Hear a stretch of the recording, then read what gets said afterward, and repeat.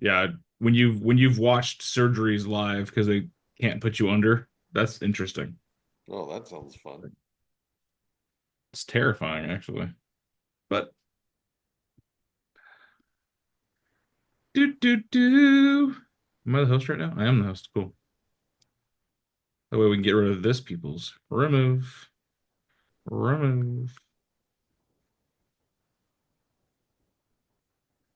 Put in waiting room. Put in waiting room. All right. It's Friday. Happy Friday. Happy Valentine's Day. Happy to have you on. Happy to see you. Let's hear from you. What are your wins, celebrations, victories, something you're just proud of? Got my baseboards done yesterday. That was fun. Congrats. I'm way better at real estate than I am baseboards. I fixed a patio door yesterday. I was I'm gonna do equal. the baseboards. I'm thinking, how hard can this be? Yeah, there's not a square wall in my house. Oh no. No one's house.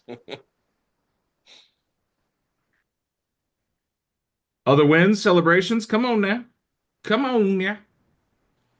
Following up, I picked up another potential client. So you're telling me that you followed up with somebody and you got a potential deal? This was Say it from, isn't so. yeah. Oh, Audrey, you reminded me. I got a buyer rep off of a sign call yesterday Look at and that. showed them the house, and they want to make the offer. Look at that. We were working on sign calls the other day, and Jim already got himself a sign call buyer. Not saying that it worked or it helped in any way, but coincidentally, Hey, just saying. just saying. I even used the script. I love it. I got a difficult client under contract yesterday. The seller, man, I tell you. I tell you. Is that it? Just quietness now? What's difficult about your client, Dan? Everything. Yes. Everything. For this one, the main points are that they are extremely difficult to deal with when it comes to numbers and math because they feel like everybody's trying to take advantage of them. Mm. So you show them simple math and it's like, and they question it like you're trying to be divisive or sneaky. And I'm like, no, it's just math. And I sent them the cost net break sheets 5 different times and the numbers are all the same. And they're just like, wait a second, what's with this? What was with that? I'm losing this much. I'm doing that much. I'm like, no. We've been on the market for almost a year Oh, because they wow. they wanted to start listing their house roughly 30% above market, hoping that they could get a very interested buyer. So one of the problems is their house is the biggest house in the neighborhood. So they think it's worth gold. I'm like, well, if your house is dipped in gold and all the other houses are dipped in shit, I'm sorry. You don't gain a ton of value from that because the market goes off of what's around, what's available. Now, Dan, I've walked out of listing appointments because the sellers were being unreasonable. So you must have had a thought that might sell at that price. No, I told him it's an agent of mine's family. So I told him I'll take this listing and I'll help you out, but I want you to know that you're overpriced and it's probably going to sit on the market. And the longer it sits on the market, the higher potential it is for you to lose value because it's stigmatized. And we started at 380, we went under contract at 330.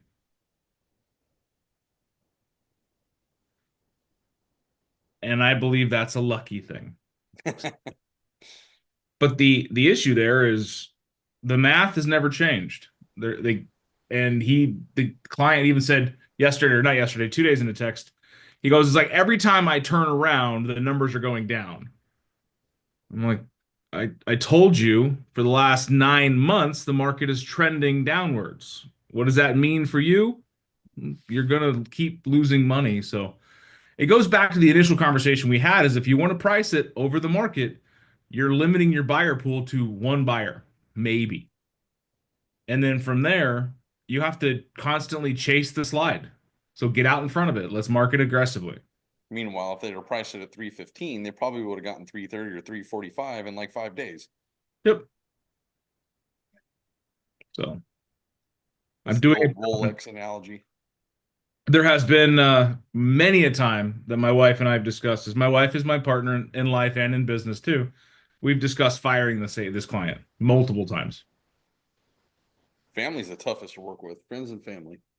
So that's why this agent's not dealing with him and they're having me do it, but it's still like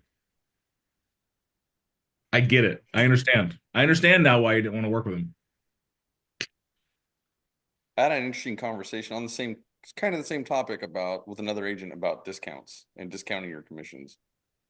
And the kind of the premise I shared with her was I've never given a discount to somebody who's asked for it. Yeah. Because I they'll keep asking. Yeah, I look at the negotiation side of things, right? And I get are your rates negotiable? Yeah, they can always go up. And they don't like that. But here's why, is because when people hear negotiation, they're like, oh, is that negotiable? They're not realizing a negotiation is both sides of the equation. So, Mr. and Mrs. Seller, it's not so much you're asking if my rates are negotiable, you're asking if my rates are discountable. Well, what do you mean? I was like, are you going to let me charge you more? Well, that's not what we wanted. We wanted to see what got cheaper. That's fine. I'm not a cheaper agent.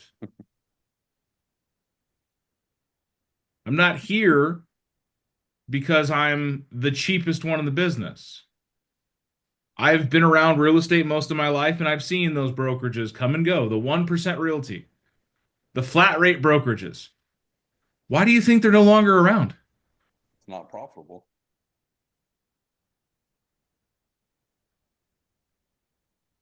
And guys, save your souls. If someone's going to be super difficult, Mhm. you know what you're getting in bed with. Now, full disclosure, I have given discounts, but it's on a very as needed basis with a lot of, criteria based around that decision. And usually, if they ask, I say what Dan says, it's negotiable, and I'll give them a list of what I do and say, which one of these things would you like me to remove? Good. One thing I want to tell you about that, guys, is are you a discount agent? No. You're not second rate. You're not expired goods. You're not damaged material. You're A plus prime meat. So if they go in there asking for a discount, stand your ground. Work it out. What's important about the discount? Oh, we want to Yeah. save as much money as possible. I get that. So what's important to you, saving money or making money? It's always the net. You look at a percentage and go, okay, so a $500,000 house, you're asking me to take a percent away from that, which is $5,000. I give you that, $5,000. So if I made you an additional $5,000 on the sale of your house and then helped you negotiate the entire process, including the repairs and making sure that we navigate that without additional harm to your checkbook, would that be worth your time? Sign right here. And I have dealt with families that, their net is so thin, they're getting out from a hard place, whatever, and I've offered the discount. Do the right. But yeah, but if they ask for a discount, they're always going to ask for discounts, and you'll be cutting your commission throughout the transaction just to get the deal done, and they're gonna be nitpicking everything. Like, you will not enjoy that experience. So this buyer, or sorry, this seller, if we look at things, is always been very commission focused. What are you charging me? What am I paying you? So, and the messages that we're going through with this person, so I sent him over, just got an offer, purchase price, just the details. 330 purchase price, conventional loan, 3,000 earnest money, no concessions. Seller pays for home warranty, transfer fees, and HOA. 10-day inspection, close on the 19th. Buyer agent commission 3%. Plus asking to have the floors professionally cleaned at move out. That was their offer, like in total. Dan, do you think we can push the price up a little more? Fair question. This is the offer we got last month. This is them pushing the offer up. They started at 305, which is close to the market value on this house. I was like, I have maxed this one out. His response, the last good one was 334. We've never gotten an offer for 334. He responds, I The believe. estimate was 334. I was like, we have had no offers for 334. You have an offer as stated above, and I urge you to think hard about it. What's our bottom line after everything is paid? What's the seller's profit? Great question. So I sent him a rough estimate, just you guys can see in the feed here. So you can see I give them the net at close, which has all of their prorations. I use that same program. So love it. Simple stuff, right? Gives them a number. What Julie- program is that? Huh? Sorry, what program is that? That is First American. What is it? Look like Fidelities. Yeah, Fidelity Agent One. I was like, ChatGPT can do that too. Yeah. Probably. That's cool. I believe it. GPU could probably do that, I'm sure. So he fires back. Notice on here, if we go back to the numbers, so share back on here. I know if you guys are on a cell phone, it's really small. So it's got sales price 330, balance of the loan 233, 832. That's based on his payoff that we just got. Prorated taxes 1,300, net closing cost 25,000, net to close 69,740. Right? That's the number that's his profit. I'm getting 96,168. Where is that number represented? So he went out of his way to do the math. Before closing costs and paying you. There's always the and paying you. Right. Although it's roughly $69,740 after all expenses. So I'm going to lose $26,427 to pay everything. Is that the right figures? The estimated net sheet I provided has estimates for all associated fees and expenses to provide a rough estimate of what seller's proceeds will be at closing. Again, going back to it, can you guys guess what he's hemming and hawing at here? I Damn. can save 15,000 by not paying you. That's very low profit on a big house. Okay, it's not what I hoped for. We did indicate that it's as is, right? I was like, they want the floors cleaned. I'm sure they can pay that. This is a smoking deal. I'm sure they could too. It's part of their offer. We have wiggle room, right? As in, the as is, the buyers will have their inspections. Right. I know there's a wrinkled spot on the roof, and he goes into talking about some random shit, which we don't need to get to. He does literally just go into a rant. So, just out of curiosity, do you think we could do better, or because of the feds, is this the best we can get? Like he's stuck on the rates. I was like, I don't want to give you a false hope. I go off what I can prove. This is a real offer. Sans a real buyer. So, real offer, real buyer. Okay, I will give it some serious thought.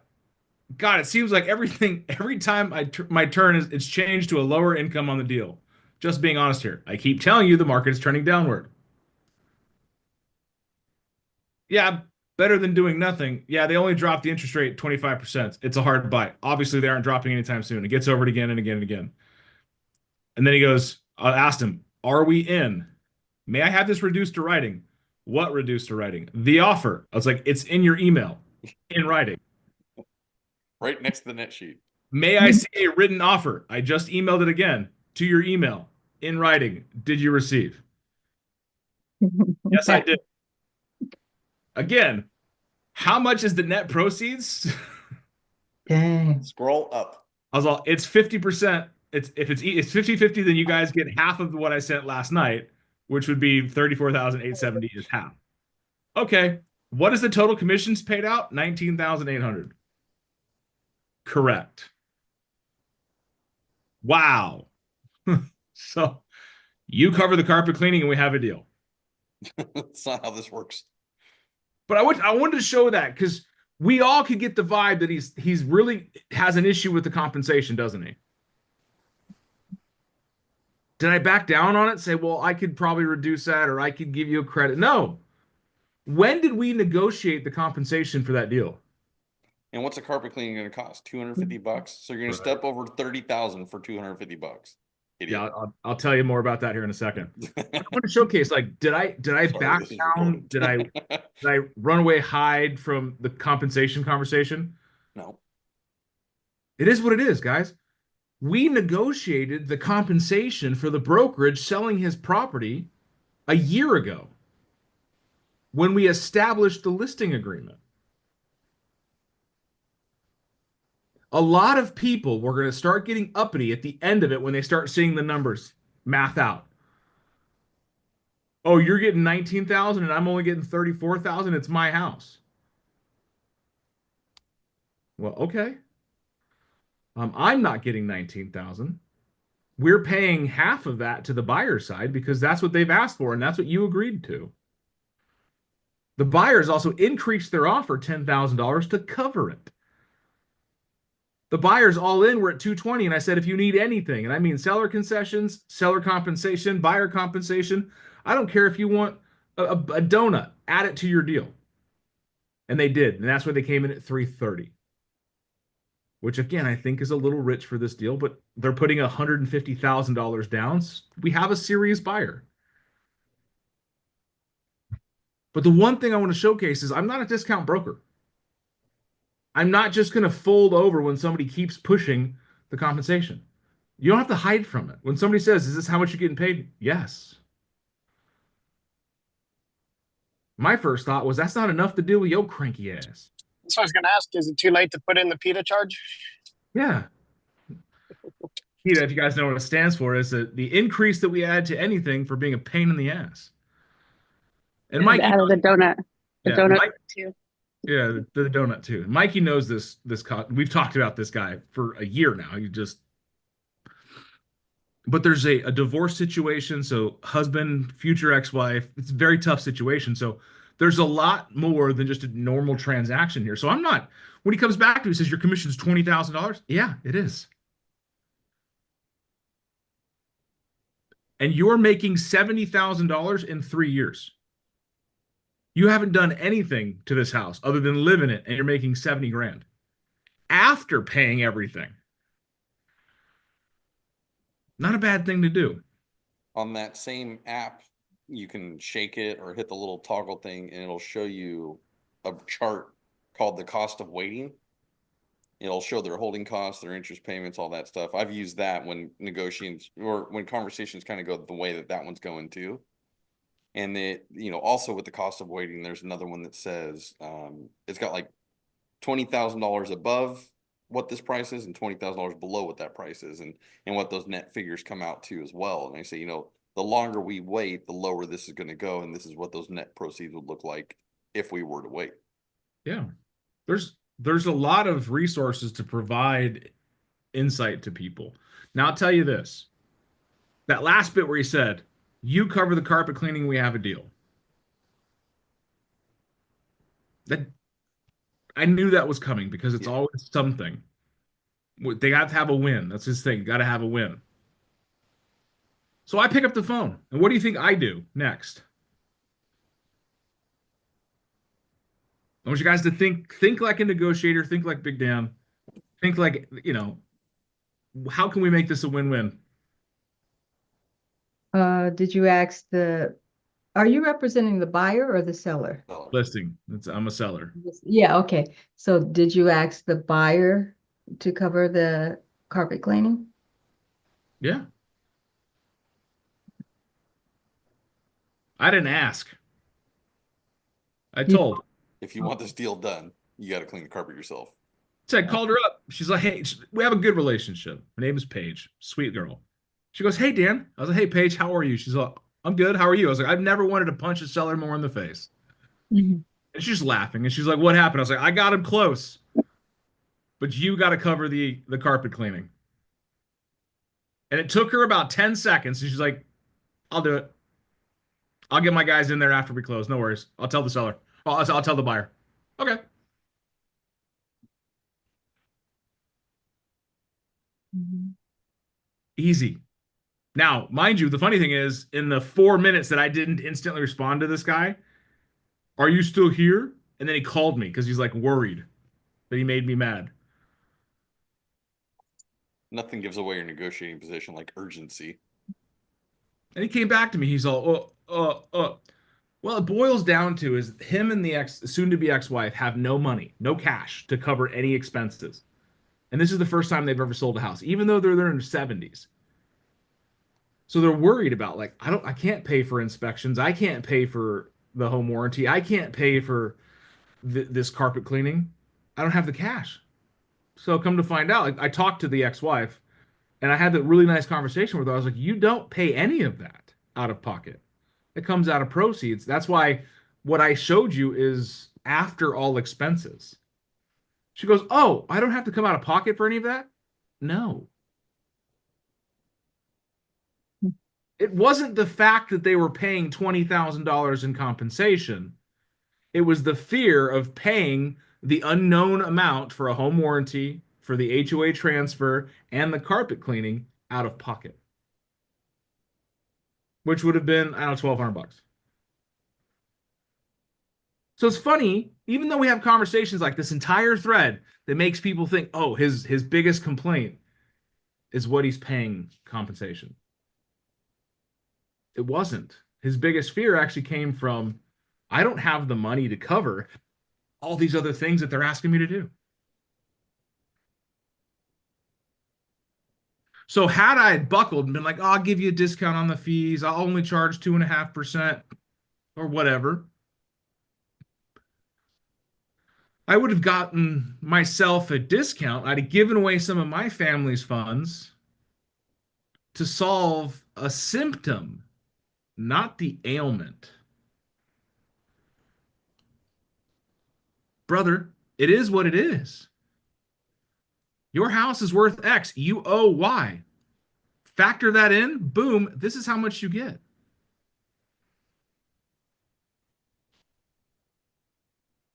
I often don't talk about my deals with you guys because, well, this is about you, not about me. But when I have some interesting ones or tough ones, I want to share that because I want you to see how you handle it.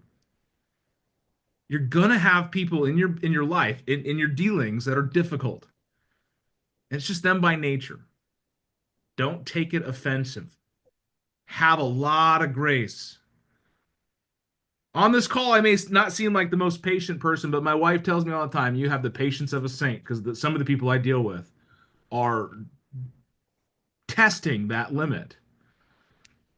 Mostly agents. Wow. When it comes down to it is, don't be so tied to the outcome that you get wrapped up in the emotions as well. Be very matter of fact. Is this what you're getting paid? Yes. Am I shying from it? Am I bashful of it? Am I embarrassed of it? No.